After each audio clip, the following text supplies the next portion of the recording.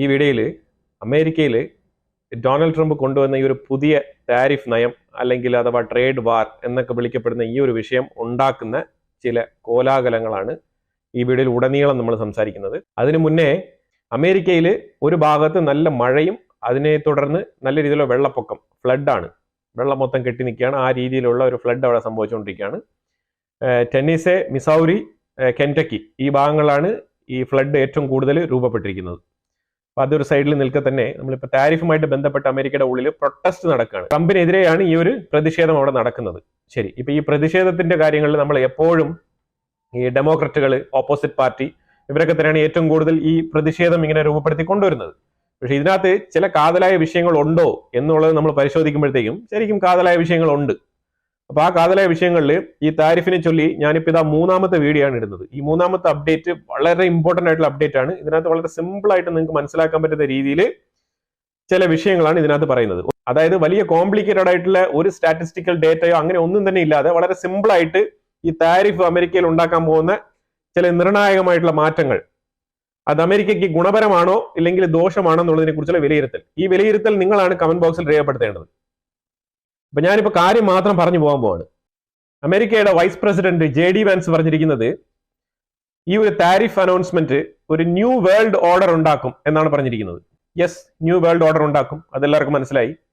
അപ്പൊ അത് ഒരു 2-3 ദിവസം കൊണ്ട് തന്നെ ഇത് മനസ്സിലാക്കാൻ പറ്റുന്നതിന് കാരണം അമേരിക്കയുടെ സ്റ്റോക്ക് മാർക്കറ്റിൽ 7 ട്രില്യൺ മുതൽ 11 ട്രില്യൺ വരെയുള്ള നഷ്ടം. 7 ട്രില്യൺ എന്നാണ് ഇപ്പം ഒന്നാമത്തെ 2ാമത്തെ ദിവസങ്ങളിലായിട്ടുള്ള നഷ്ടക്കണക്കുകൾ പുറത്തു വന്നുകൊണ്ടിരിക്കുന്നത്. ഇന്നും നാളെയും കൂടെ ആകുമ്പോഴത്തേക്കും ഏതാണ്ട് 11 to 14 ട്രില്യൺ അമേരിക്കയിൽ സ്റ്റോക്ക് മാർക്കറ്റ് വീഴ്ച ഉണ്ടാവും എന്നാണ് പറയുന്നത്. ഓക്കെ, നമ്മൾ മറ്റുള്ള ഗ്ലോബൽ വിഷയങ്ങളെല്ലാം തന്നെ മാറ്റി നിർത്തിയിട്ട് ഫുൾ ആൻഡ് ഫുൾ ഈ ഒരു താരിഫിലേക്ക് മാത്രം ഫോക്കസ് ചെയ്യാം. ഇപ്പൊ ട്രംപ് ചെയ്തിരിക്കുന്ന പരിപാടി എന്താണ്? ട്രംപ് നല്ല മനുഷ്യനാണ്, ഒരു കുഴപ്പമൊന്നുമില്ല. ട്രംപ് അമേരിക്ക ഗ്രേറ്റ് അഗെയിൻ, അതായത് മെഗ എന്ന് പറഞ്ഞ ആ ഒരു പ്രോജക്റ്റുമായിട്ടാണ് പുള്ളി മുന്നോട്ട് പോകുന്നത്. ഇലക്ഷൻ ക്യാമ്പയിനിൽ ജനങ്ങൾക്ക് കൊടുത്ത വാഗ്ദാനമാണ് മേക്ക് അമേരിക്ക ഗ്രേറ്റ് അഗെയിൻ എന്നുള്ളത്. അപ്പൊ പുള്ളി എന്താണ് ആദ്യം മനസ്സിലാക്കേണ്ടത്? പുള്ളിയുടെ കയ്യിലുള്ളത് 4 വർഷമാണ്. ഇനിയിപ്പോ കൂടുതൽ വർഷം എനിക്ക് വേണം എന്ന് ട്രംപ് ആഗ്രഹിക്കുന്നുണ്ട്. ആഗ്രഹിക്കാം, പക്ഷെ പോളിസിയൊക്കെ റിവൈസ് ചെയ്ത് കൊണ്ടുവരാന്ന് പറഞ്ഞാൽ അമേരിക്കയിൽ അത്ര എളുപ്പമല്ല. അപ്പൊ അതുകൊണ്ട് തന്നെ ട്രംപ് ഉദ്ദേശിക്കുന്ന പോലെ കാര്യം നടക്കണമെന്നുണ്ടെങ്കിൽ ട്രംപ് പ്രാഥമികമായിട്ട് കുറച്ച് ഹോംവർക്ക് ചെയ്യണമായിരുന്നു. അത് ചെയ്തിട്ടില്ല. ഒന്നാമത്തെ കാര്യം, അമേരിക്കയുടെ മീറ്റ് അഥവാ അമേരിക്കയുടെ ബീഫ് ഓസ്ട്രേലിയക്കാർ കൂടുതൽ ഭക്ഷിക്കുന്നില്ല. കാരണം ഓസ്ട്രേലിയയിൽ ധാരാളം മീറ്റ് ഉൽപ്പാദിപ്പിക്കുന്നുണ്ട്.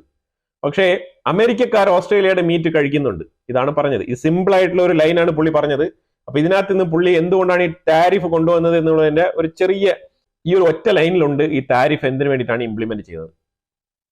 ഇതിനകത്ത് ബാക്ക് ആൻഡ് ഫോർത്ത് ഉള്ള ഒരു ചിന്താഗതികളും ഇല്ലാണ്ട് വളരെ ബ്ലൈൻഡ് ആയിട്ട് ഈ ഒരു താരിഫ് ഇംപ്ലിമെന്റ് ചെയ്തതായിട്ടാണ്. ഫൈനാൻഷ്യൽ ഡിസിപ്ലിൻ എന്നൊരു സംഭവം ഉണ്ട്. ഈ ഫൈനാൻഷ്യൽ ഡിസിപ്ലിൻ എന്ന് പറഞ്ഞാൽ ഏറ്റവും കൂടുതൽ സ്മോളസ്റ്റ് ഇൻ ഡീറ്റെയിൽ എന്നാണ് നമ്മൾ ഏറ്റവും കൂടുതൽ അതിനെ വിശേഷിപ്പിക്കുന്നത്. എന്താണ് സ്മോളസ്റ്റ് ഇൻ ഡീറ്റെയിൽ? അതായത് പണമിടപാട് ബന്ധപ്പെട്ട ചെറിയ കാര്യങ്ങളിൽ വളരെ കൃത്യനിഷ്ഠത പാലിക്കുക എന്നുള്ളതാണ് ഈ ഒരു സ്മോളസ്റ്റ് ഇൻ ഡീറ്റെയിൽ കൊണ്ട് ഉദ്ദേശിക്കുന്നത്. ഇപ്പൊ നിങ്ങൾ ബസ്സിൽ ഒരു കണ്ടക്ടർ ആവാം, അല്ലെങ്കിൽ നിങ്ങൾ ബസ്സിൽ യാത്ര ചെയ്യുന്ന യാത്രക്കാരനാവാം. ഇപ്പൊ നിങ്ങൾ കണ്ടക്ടർ ആണെന്നുണ്ടെങ്കിൽ ഒരു 25 പൈസ നമ്മൾ പല സിനിമകളിലും കണ്ടിട്ടുണ്ടാവും, 25 പൈസ ചേഞ്ച് ചോദിക്കുന്നത്. അപ്പൊ നിങ്ങൾ കണ്ടക്ടർ ആണെന്നുണ്ടെങ്കിൽ 25 പൈസ, 50 പൈസ അല്ലെങ്കിൽ 1 രൂപ തിരിച്ച് കൃത്യമായിട്ട് കൊടുക്കാനുള്ള നിങ്ങളുടെ റെസ്പോൺസിബിലിറ്റി ഇല്ലേ, അതാണ് ഇവിടെ സ്മോളസ്റ്റ് ഇൻ ഡീറ്റെയിൽസ് എന്ന് ഉദ്ദേശിക്കുന്നത്. അതുപോലെ നിങ്ങൾ യാത്രക്കാരനാണെന്നുണ്ടെങ്കിൽ ആ 25 പൈസ അല്ലെങ്കിൽ 50 പൈസ, 1 രൂപ ആ ഒരു ചേഞ്ച് കണ്ടക്ടർ എടുത്ത് തിരിച്ച് ചോദിച്ച് ചിലപ്പോൾ ടിക്കറ്റിലൊക്കെ കുറിച്ച് തരും, ആ 25 പൈസ 50 പൈസ എന്നൊക്കെ പറഞ്ഞിട്ട്.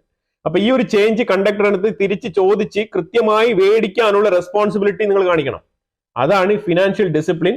അതിൽ സ്മോളസ്റ്റ് ഇൻ ഡീറ്റെയിൽസ്. ഇതിലും ചെറിയ ഒരു ഉദാഹരണം എനിക്ക് ഇതിൽ ബെസ്റ്റ് ആയിട്ട് പറയാനില്ല. ഇതാണ് ഇതിന്റെ ഏറ്റവും ബെസ്റ്റ് ആയിട്ടുള്ള ഒരു ഉദാഹരണം. ഞാൻ ഇത് എന്തുകൊണ്ടാണ് പറഞ്ഞെന്ന് പറഞ്ഞാൽ, ട്രംപ് ഇത്രയും വലിയൊരു തീരുമാനം എടുക്കുമ്പോഴത്തേക്കും എന്തെല്ലാം ഡീറ്റെയിൽ ആയിട്ടുള്ള ഹോംവർക്കുകൾ ചെയ്യേണ്ടത് അത്യാവശ്യമായിരുന്നു. പക്ഷെ ഇതിനകത്ത് ഒന്നും തന്നെ നടപ്പാക്കിയിട്ടില്ല. പല തരത്തിലുള്ള വീഴ്ചകൾ സംഭവിച്ചതായിട്ടാണ് ഇപ്പം നിലവിൽ നമുക്ക് അറിയാൻ കഴിയുന്നത്. ഈ വീഴ്ചകൾ അമേരിക്കയുടെ ഉള്ളിൽ വലിയ തോതിലുള്ള പ്രത്യാഘാതം ഉണ്ടാക്കാൻ പോകുന്നു എന്നുള്ളത് 100% ഉറപ്പുള്ള കാര്യമാണ്. ഞാൻ എക്സാമ്പിൾ സഹിതം ഇവിടെ ഞാൻ പറയാൻ പോവാണ്. ഫോർ എക്സാമ്പിൾ നമുക്ക് ഡിഫൻസിൽ നിന്ന് തുടങ്ങാം. ഇപ്പൊ ഡിഫൻസിൽ അമേരിക്ക നല്ല രീതിയിലുള്ള ഒരു മാസീവ് ആയിട്ടുള്ള ഒരു ഡിഫൻസ് മാനുഫാക്ചറർ ആണ്. അപ്പൊ അമേരിക്ക ഗ്ലോബലി തന്നെ അത് സപ്ലൈ ചെയ്യുന്നുണ്ട്, ഇല്ലാന്നില്ല. പ്രോഡക്റ്റ് റഷ്യ ഉണ്ടാക്കുന്നുണ്ട്, അതിനേക്കാളും എത്രയോ വില കുറവിൽ. അതുപോലെ തന്നെ ഫ്രാൻസ് ഉണ്ടാക്കുന്നുണ്ട്. മറ്റുള്ള രാജ്യങ്ങളും വിവിധ തരത്തിലുള്ള ഡിഫൻസ് പ്രോഡക്റ്റുകൾ ഉണ്ടാക്കുന്നുണ്ട്. അമേരിക്കൻ പ്രോഡക്റ്റും ഈ മറ്റുള്ള രാജ്യങ്ങൾ ഉണ്ടാക്കുന്ന പ്രോഡക്റ്റും തമ്മിൽ ആനയും ഉറുമ്പും തമ്മിലുള്ള അന്തരമാണ്. അത് നമ്മൾ ആദ്യം മനസ്സിലാക്കണം. കാരണം പ്രൈസിന്റെ ഒരു ഡിഫറൻസ്. അമേരിക്ക ബില്യൺ കണക്കിൽ വിലയിടുന്ന സാധനങ്ങൾ പലതും നമുക്ക് റഷ്യയുടെ അടുത്ത് നിന്നോ ഫ്രാൻസിന്റെ അടുത്ത് നിന്നോ അല്ലെങ്കിൽ ചൈനയുടെ അടുത്ത് നിന്നോ അവൈലബിൾ ആണ്. അതാണ് നമ്മൾ മനസ്സിലാക്കേണ്ടത്. ഇതിനകത്ത് ഏത് രാജ്യത്ത് നിന്ന് മേടിക്കുന്നു എന്നുള്ളത് വലിയ സംഭവമായിട്ട് എടുക്കേണ്ട, നിങ്ങൾ ആ വിഷയമാണ് നിങ്ങൾ നോക്കിക്കാണേണ്ടത്. അമേരിക്കയുടെ എക്സ്പെൻസീവ് ആയിട്ടുള്ള ഡിഫൻസ് പ്രോഡക്റ്റുകൾക്ക് പകരം നമുക്ക് മാർക്കറ്റിൽ വേറെയും പ്രോഡക്റ്റുകൾ അവൈലബിൾ ആണ്, അതിനേക്കാളും 2-3 ഇരട്ടി വില കുറവിൽ. അതാണ് ഇവിടെ പറഞ്ഞ് മനസ്സിലാക്കാൻ ശ്രമിക്കുന്നത്. നമ്പർ 1, ഇപ്പൊ നാസയുടെ പ്രോജക്റ്റുകൾ എടുക്കൂ. നാസയുടെ പ്രോജക്റ്റുകളും ISRO പ്രോജക്റ്റുകളും തമ്മിൽ നിങ്ങൾ കമ്പയർ ചെയ്ത് നോക്കൂ. പറഞ്ഞാൽ ഹൈലി എക്സ്പെൻസീവ് ആണ്. ഇപ്പൊ ഇന്ത്യയിൽ ISRO ചൊവ്വ ദൗത്യം വരെ ഒരു ഹോളിവുഡ് മൂവിയുടെ പൈസയുടെ ആ ഒരു എമൗണ്ടിൽ തന്നെ നമ്മൾ നടത്തി തീർത്തിരിക്കുകയാണ്. അപ്പൊ അത്രമാത്രം ചീപ്പ് ആൻഡ് ബെസ്റ്റ് ആയിട്ട് നമുക്ക് ഇവിടെ കൊടുക്കാൻ കഴിയുന്നു എന്നുള്ളതാണ്. ഇത് തന്നെയാണ് ഈ ഒരു താരിഫ് വിഷയത്തിൽ നിങ്ങൾ മനസ്സിലാക്കേണ്ടത്. ഇപ്പൊ അമേരിക്കയിൽ ഇപ്പൊ JD വാൻസ് പറഞ്ഞ ന്യൂ വേൾഡ് ഓർഡർ, ഈ ന്യൂ വേൾഡ് ഓർഡർ എന്ന് പറയുമ്പോഴത്തേക്ക് നമുക്ക് അവിടെ ഏറ്റവും കൂടുതൽ ബ്രിക്സിനെ നമുക്ക് ചൂണ്ടിക്കാണിക്കേണ്ടി വരും.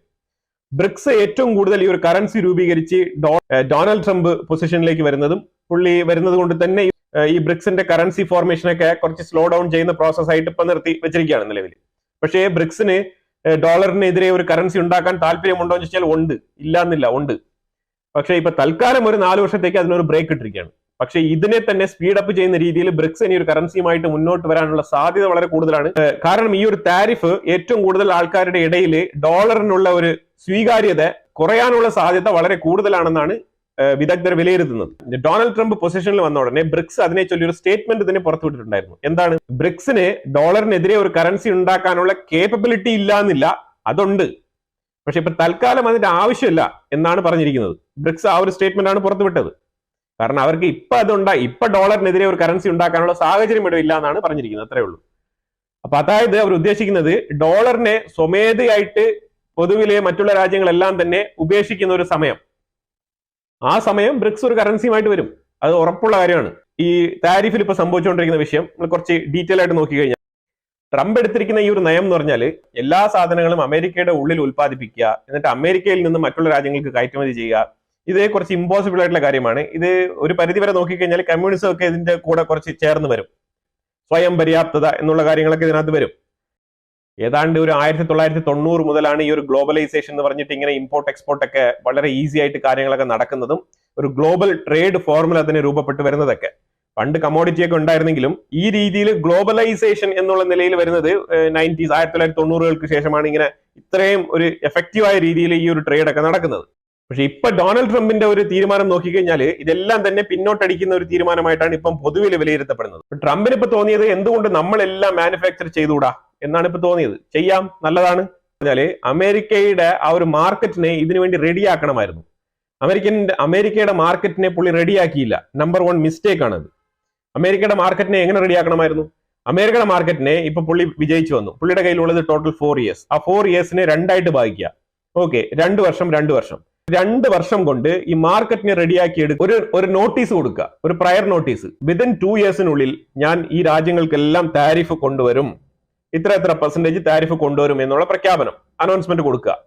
എന്നിട്ട് പ്രത്യേകിച്ച് അമേരിക്കൻ കമ്പനികളെ ആദ്യമായിട്ട് വിരട്ടിപ്പിടിക്കുക. പുറം രാജ്യത്ത് ആരൊക്കെ കൊണ്ട് ഫാക്ടറി ഇട്ടിട്ടുണ്ട് അവരുടെ അടുത്തൊക്കെ സംസാരിച്ച് നിങ്ങൾക്കൊക്കെ ഗ്രാന്റ് തരാം, അല്ലെങ്കിൽ എന്തെങ്കിലുമൊക്കെ സബ്സിഡി കൊടുക്കാം, നിങ്ങൾ നാട് വിട്ട് പോയി ഇങ്ങനെ മാനുഫാക്ചറിങ് ചെയ്യേണ്ട കാര്യം എന്താണെന്നുള്ളത് അന്വേഷിച്ചിട്ട് അവരെ, വലിയ ഭീമന്മാരുണ്ടല്ലോ, ആപ്പിൾ പോലത്തെ കമ്പനികളൊക്കെ ഉണ്ട്, അവരെയൊക്കെ അമേരിക്കയുടെ ഉള്ളിലേക്ക് കൊണ്ടുപോകാൻ ശ്രമിക്കുക. അപ്പൊ അവർ വ്യക്തമായ റീസൺ കൊടുക്കും എന്തുകൊണ്ടാണ് അവർ അമേരിക്ക വിട്ടിട്ട് പുറം രാജ്യങ്ങളിൽ വന്നിട്ട് ഇന്ത്യ പോലെ, വിയറ്റ്നാം പോലത്തെ, ചൈന പോലത്തെ രാജ്യങ്ങളിലൊക്കെ മാനുഫാക്ചറിങ് യൂണിറ്റ് ഉണ്ടാക്കിയതിന്റെ കാരണം എന്താണെന്നുള്ളത് ആദ്യം അവർ ധരിപ്പിക്കും. അപ്പൊ നമുക്കൊരു മാർക്കറ്റ് സ്റ്റഡി കിട്ടും. ഇത് കിട്ടിയിട്ടില്ല ട്രംപിന്, അതാണ് ഒന്നാമത്തെ മിസ്റ്റേക്ക്. അപ്പൊ എന്ത് ചെയ്യണം എന്ന് പറഞ്ഞാല് പറ്റുന്നത്രത്തോളം കമ്പനികളെ, മാനുഫാക്ചറിങ് കമ്പനികളെ അമേരിക്കയുടെ ഉള്ളിൽ കൊണ്ടുപോകുക. അപ്പൊ എന്നിട്ട് താരിഫ് ഇമ്പോസ് ചെയ്തേ പറ്റൂന്ന് നിർബന്ധമാണെന്നുണ്ടെങ്കിൽ നിങ്ങൾ എന്ത് ചെയ്യണം? ഈ കമ്പനികൾക്ക് ഉണ്ടാകുന്ന നഷ്ടം എന്താണോ അതിന് സബ്സിഡി കൊടുത്തുകൊണ്ട് ഈ കമ്പനികളെ മാറ്റി പാർപ്പിക്കണം അമേരിക്കയുടെ ഉള്ളിലേക്ക്. അപ്പൊ അമേരിക്കയുടെ മാർക്കറ്റ് ബൈ ഡീഫോൾട്ട് അവിടെ ബൂസ്റ്റ് ആവും. ജനങ്ങളുടെ പർച്ചേസിംഗ് കപ്പാസിറ്റിയിൽ ഒരു കുറവും രേഖപ്പെടുത്തത്തില്ല. അപ്പൊ അമേരിക്കയുടെ ഉള്ളിൽ നിങ്ങൾ മാനുഫാക്ചറിങ് ചെയ്ത് കഴിഞ്ഞാൽ അവർക്ക് പ്രോഡക്റ്റ് മേടിക്കാനും പറ്റും, അവിടെ മാർക്കറ്റ് നല്ല രീതിയിൽ ബൂമാവും. ബൈ ഡീഫോൾട്ട് അമേരിക്ക ഒരു 15% അമേരിക്കയുടെ ഇമ്പോർട്ട് ഡിപ്പെൻഡൻസി, അതായത് ഇറക്കുമതി ചെയ്തിട്ടാണ് അവിടുത്തെ ആൾക്കാർ 15% അമേരിക്ക ഇറക്കുമതി ചെയ്തുള്ള സാധനങ്ങളുമായിട്ടാണ് അവിടെ ഡിപ്പെൻഡ് ചെയ്ത് കഴിഞ്ഞുകൂടുന്നത്. അപ്പൊ ആ ഒരു ഇറക്കുമതി ഡിപ്പെൻഡൻസി കുറച്ച് കൊണ്ടുവരാൻ പറ്റുമായിരുന്നു. ഇറക്കുമതി ഡിപ്പെൻഡൻസി കുറച്ചിട്ട് ഒരു 8 to 10% ഉള്ളിൽ കൊണ്ടുവരാൻ പറ്റുമായിരുന്നു. അങ്ങനെ കൊണ്ടുവരാൻ പറ്റിക്കഴിഞ്ഞാൽ ഈ താരിഫ് ഇമ്പോസ് ചെയ്യാൻ ഒരു സക്സസ്ഫുൾ ആയിട്ടുള്ള, ഒരു കറക്റ്റ് ആയിട്ടുള്ള ഒരു ടൈം ലൈൻ ഉണ്ടായിരുന്നു. ഇവിടെ ആ സമയം കിട്ടിയിട്ടില്ല എന്നുള്ളതാണ് ലാക്കിംഗ്. സമയം കിട്ടാത്തത് കൊണ്ട് എന്താണ് സംഭവിക്കുന്നത്? ഇവിടെ ഇപ്പൊ ജനങ്ങളുടെ പർച്ചേസിംഗ് പവർ ഇപ്പൊ കുറഞ്ഞുകൊണ്ടിരിക്കുകയാണ്. കാരണം ജനങ്ങളുടെ പോക്കറ്റിലുള്ള പൈസ അധികം കൊടുത്ത് ഈ സെയിം പ്രോഡക്റ്റ് തന്നെ മേടിക്കേണ്ട ഒരു അവസ്ഥയിലേക്ക് അവർ തള്ളപ്പെട്ടിരിക്കുകയാണ്. കാരണം അമേരിക്കയുടെ ഉള്ളിലേക്ക് ഈ സാധനം അവിടെ എത്തിയേ പറ്റൂ. ഈ സാധനങ്ങൾ ഇപ്പൊ ഇന്ത്യൻ പ്രോഡക്റ്റ് ആയാലും ചൈനീസ് പ്രോഡക്റ്റ് ആയാലും മറ്റുള്ള ഏത് രാജ്യങ്ങളുടെ പ്രോഡക്റ്റ് ആയാലും തന്നെ അതിനെ റീപ്ലേസ് ചെയ്യാൻ അമേരിക്കയുടെ ഉള്ളിൽ പ്രോഡക്റ്റ് ഇല്ല. ഇത് നമ്പർ 1. ഇത് ആദ്യം മനസ്സിലാക്കണം. ഇത് വലിയൊരു വീഴ്ചയാണ്, ഗുരുതരമായ വീഴ്ചയാണ്.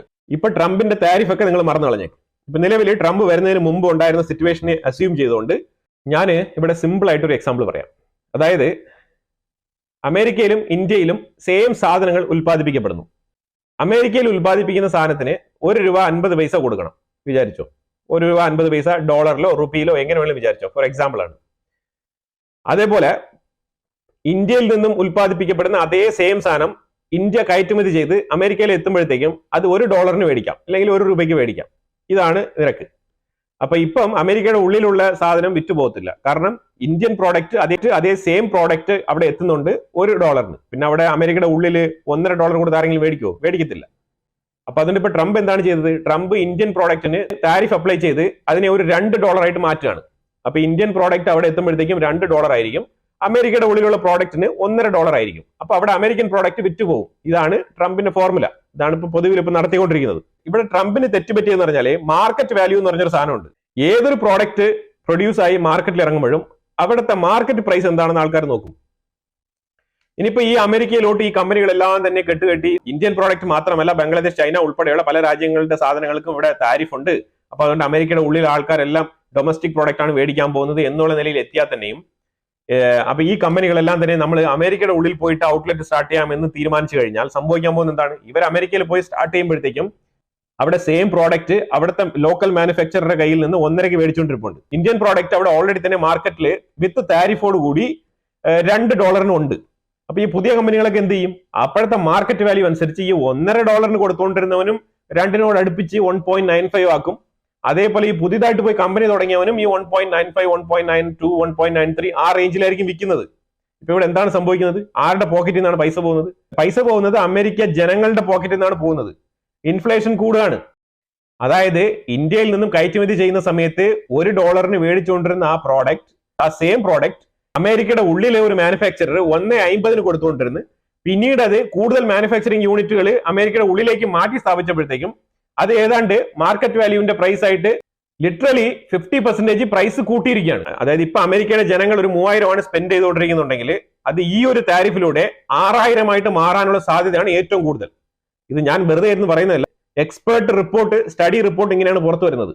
ഇതാണ് സംഭവിക്കാൻ പോകുന്നത്. കാരണം ആരും തന്നെ അമേരിക്കയിൽ പോയിട്ട് എക്സ്പെൻസീവ് ആയിട്ട് പ്രോഡക്റ്റ് മാനുഫാക്ചറിങ് ചെയ്ത് അവിടുത്തെ ആൾക്കാർക്ക് ശമ്പളവും കൂടുതൽ കൊടുത്ത് ആരും ഈ രീതിയിൽ ഇന്ത്യ കയറ്റി അയക്കുന്ന പോലെയോ വിയറ്റ്നാം കയറ്റി അയക്കുന്ന പോലെയോ ഉള്ള ലോവസ്റ്റ് പ്രൈസിന് കൊടുക്കാൻ സാധിക്കില്ല എന്നുള്ളതാണ്. അപ്പൊ ഇതാണ് അമേരിക്കയ്ക്ക് കിട്ടാൻ പോകുന്ന തിരിച്ചടി. പിന്നെ ഇപ്പൊ ഷെയർ മാർക്കറ്റ് ഇടിഞ്ഞുകൊണ്ടിരിക്കുന്നുണ്ടല്ലോ. ഈ ഷെയർ മാർക്കറ്റ് ഇടിയുന്നതിന്റെ കാരണം എന്താണെന്ന് പറഞ്ഞാൽ പരമാവധി പണ്ടൊക്കെ ഷെയർ മാർക്കറ്റ് ഇടിയുന്ന ഓരോ ഘട്ടങ്ങളിലും സംഭവിക്കുന്നത് കൂടുതൽ ആൾക്കാർ ഷെയർ പർച്ചേസ് ചെയ്യും. കാരണം ആ ഒരു ടൈമാണ് പർച്ചേസിങ്ങിന് പറ്റിയ ടൈമായിട്ട് ഈ ഷെയർ മാർക്കറ്റിൽ ഇൻവെസ്റ്റ് ചെയ്യുന്ന ആൾക്കാർ കരുതിയിരിക്കുന്നത്. കാരണം എപ്പോഴാണോ മാർക്കറ്റ് ഇടിയുന്നത് അപ്പോൾ ഈ ഷെയർ പർച്ചേസ് ചെയ്യുക. കാരണം ഈ ഷെയർ ഒരു സുപ്രഭാതത്തിൽ വളരുമ്പോഴത്തേക്ക് നമുക്ക് ലാഭം കിട്ടും. ആ ഒരു കോൺഫിഡൻസ് ഉണ്ടായിരുന്നു. പക്ഷെ ഇപ്പൊ സംഭവിച്ചത് എന്താണ്? ഇപ്പൊ ആൾക്കാർക്ക് ട്രസ്റ്റ് ഇല്ല. അതായത് ഈ മാർക്കറ്റ് ഭയങ്കര വോളറ്റൈലാണ്, ഇത് എങ്ങനെ ആയിത്തീരും എന്നുള്ള വിശ്വാസമില്ലാത്തത് കൊണ്ട് ജനങ്ങൾ ആരും തന്നെ ഇപ്പൊ സ്റ്റോക്ക് പർച്ചേസ് ചെയ്യുന്നില്ല. അതാണ് ഇപ്പോഴത്തെ ഏറ്റവും വലിയ പ്രശ്നം. അതുകൊണ്ടാണ് സ്റ്റോക്ക് മാർക്കറ്റ് കുത്തനെ ഇടിഞ്ഞ് വീണുകൊണ്ടിരിക്കുന്നത്. ഇതിന് ഗവൺമെന്റ് എന്താണ് ചെയ്യേണ്ടത്? ഇതിന് ഗവൺമെന്റ്, US ഗവൺമെന്റ് ഒരുപാട് എക്സ്പ്ലനേഷൻ കൊടുക്കേണ്ടതുണ്ട്. എന്താണ് ഈ താരിഫ് കൊണ്ട് ഇവർ ഉദ്ദേശിക്കുന്നത്? ഏത് രീതിയിൽ ഈ താരിഫ് എത്തി ഒരു ബെനിഫിഷ്യൽ രീതിയിൽ അമേരിക്കയ്ക്ക് ഗുണപരമാകുന്ന രീതിയിൽ എങ്ങനെയാണ് ഇത് എത്താൻ പോകുന്നത് എന്നുള്ള ഒരു കൃത്യമായ വിശകലനം, ഒരു റിപ്പോർട്ട് കൊടുക്കേണ്ടതാണ് വൈറ്റ് ഹൗസിൽ നിന്ന്. അല്ലാന്നുണ്ടെങ്കിൽ ഇൻവെസ്റ്റ്മെന്റുകൾ വരാൻ ഭയങ്കര ബുദ്ധിമുട്ടാണ്. അല്ലാതെ നമ്മളൊരു താരിഫ് പ്രഖ്യാപിച്ചു, അത് എങ്ങനെയായാലും നന്നായിക്കോളും, ഗവൺമെന്റിന്റെ ട്രഷറിക്ക് കുറച്ച് പൈസ കിട്ടും എന്നുള്ള നിലയിലേക്ക് ചിന്തിച്ചിട്ട് കാര്യമില്ല.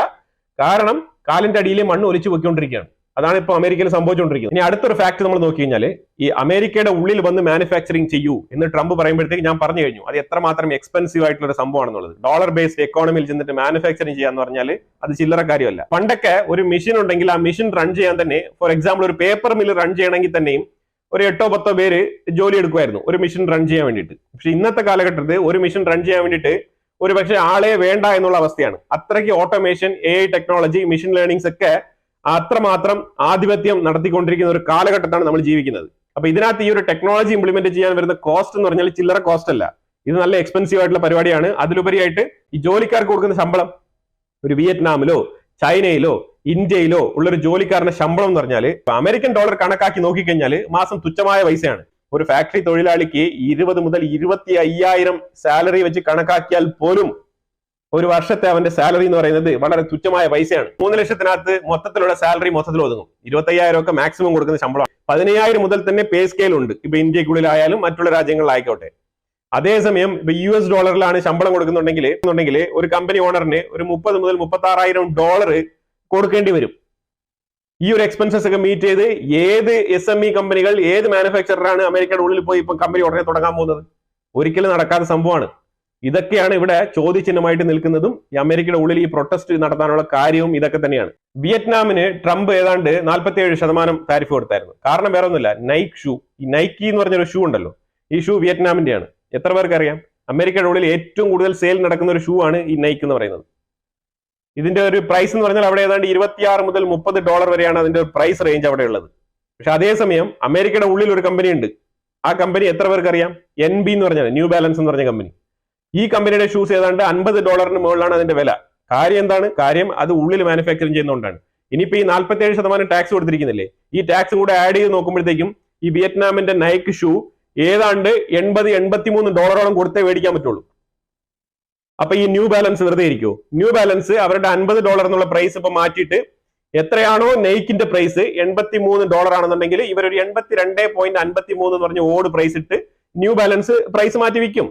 ഈ ന്യൂ ബാലൻസ് NB എന്ന് പറഞ്ഞ ഷൂസ് അവര് 50 രൂപയ്ക്ക് തന്നെ കൊടുക്കുമെന്ന് ഡൊണാൾഡ് ട്രംപിന് എഴുതി ഒപ്പിട്ട് കൊടുത്തിട്ടുണ്ടോ? ഒരിക്കലും ഇല്ല. അവര് മാർക്കറ്റ് വാല്യൂലെ പ്രൈസ്, ഓക്കെ വിയറ്റ്നാമിന്റെ നൈക്ക് ഷൂസിന്റെ വില ഇതാണ്, മാറിക്കഴിഞ്ഞു, മാർക്കറ്റ് റേറ്റ് മാറി, അപ്പൊ ഞങ്ങൾ പ്രൈസ് മാറ്റുന്നു. അവർ പ്രൈസ് മാറ്റും. അവർ പ്രൈസ് മാറ്റിയിട്ട് എത്രമാത്രം ജനങ്ങളുടെ കയ്യിൽ നിന്ന്, ജനങ്ങളുടെ പോക്കറ്റിലിരിക്കുന്ന പൈസ എങ്ങനെ മേടിച്ചെടുക്കാം, അതാണ് അവർ ചിന്തിക്കുക. അതായിരിക്കുമല്ലോ അവർ ചിന്തിക്കുക. ഏതൊരു ബിസിനസ്മാനും അങ്ങനെ തന്നെയല്ലേ ചെയ്യുന്നത്. ബേസിക് ആയിട്ടുള്ള ചില ബിസിനസ് അണ്ടർസ്റ്റാൻഡിങ് ഇല്ലാതെ ടാരിഫ് ഇംപ്ലിമെന്റ് ചെയ്തതിന്റെ ഒരു പ്രത്യാഘാതം അമേരിക്ക നേരിടും. ഇപ്പൊ നേരിട്ടുകൊണ്ടിരിക്കുകയാണ്. ഇനി അത് എത്ര നാളത്തേക്ക് തുടരുമെന്നുള്ളതിനെ കുറിച്ച് യാതൊരു പിടുത്തമില്ല എന്നുള്ളതാണ്. April 2 മുതൽ താരിഫ് അപ്ലൈ ചെയ്യപ്പെട്ടു. സാധനങ്ങളുടെ എല്ലാം വില കുത്തനെ കൂടിയിരിക്കുകയാണ്. പക്ഷേ അതിനെ റീപ്ലേസ് ചെയ്യുന്ന തരത്തിൽ വേറെ സാധനങ്ങൾ, അതിനെ റീപ്ലേസ് ചെയ്യുന്ന തരത്തിലുള്ള വേറെ പ്രോഡക്റ്റുകൾ അവൈലബിൾ അല്ല അമേരിക്കയുടെ ഉള്ളിൽ. ആദ്യം റീപ്ലേസ്മെന്റ് പ്രോഡക്റ്റുകൾ കരുതിയിട്ട് വേണ്ടേ ഈ കാര്യങ്ങൾ ചെയ്യാൻ.